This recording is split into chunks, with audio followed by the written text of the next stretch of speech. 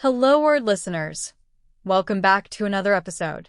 I'm your host, Alex, and I'm thrilled to have you join me as we explore the fascinating world of English vocabulary.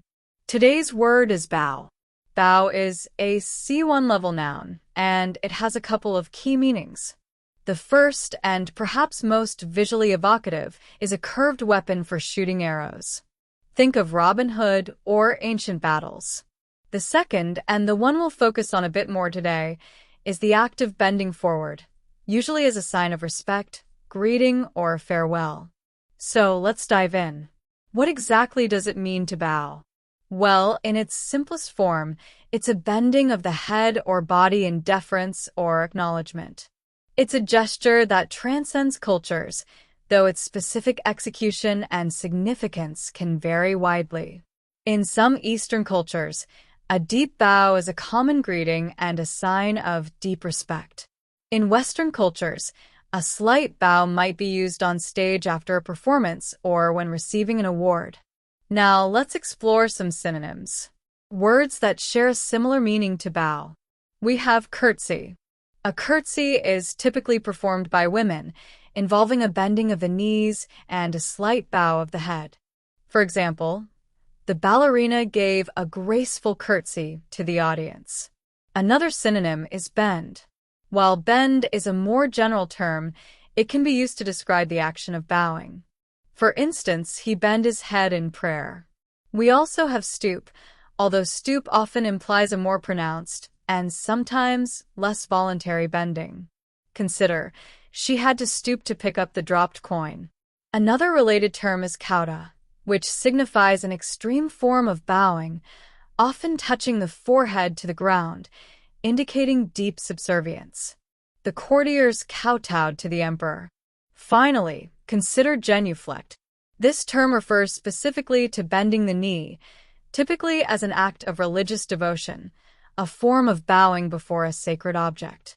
He genuflected before the altar. Now, let's turn our attention to antonyms, words with opposite meanings. One antonym for bow is stand upright. This represents the absence of bending, the opposite of the action of bowing. For example, instead of bowing, he chose to stand upright and address the crowd directly.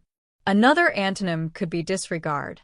Because a bow is often a sign of respect, the opposite would be to show no respect or disregard. She disregarded the queen and refused to bow. Similarly, ignore can be seen as an antonym as it implies a lack of acknowledgement, the opposite of what a bow conveys. He ignored the tradition of bowing to the elders. A further antonym is confront. Instead of humbly bowing, someone might choose to confront a situation or person directly. Rather than bowing to pressure, she chose to confront her opponent. Another opposite concept is defy. To defy authority is the antithesis of bowing in submission. The rebel defied the king and refused to bow before him. Now, let's look at how we use bow in everyday life. You might say, the actor took a bow after his performance. Or, in Japan, it's customary to bow when greeting someone. You could also hear, she gave a slight bow of her head in acknowledgement. Consider these sentences. The violinist took a deep bow to acknowledge the applause. He offered a respectful bow to the sensei. The queen received a bow from each member of the court. She gave a little bow as she accepted the award.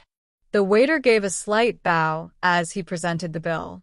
Here are some more phrases. Take a bow is a common expression meaning to accept praise or recognition. For example, you deserve to take a bow for all your hard work. Bowing and scraping describes excessive flattery or subservience.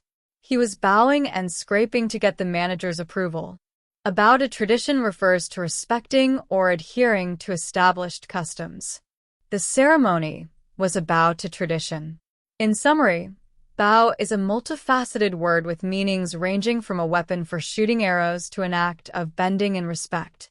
Its synonyms include curtsy, bend, stoop, kowtow, and genuflect, while its antonyms include stand upright, disregard, ignore, confront, and defy. Understanding the nuances of bow and its related terms will enrich your understanding of English and enhance your communication skills. Thank you for joining me on Hello Word.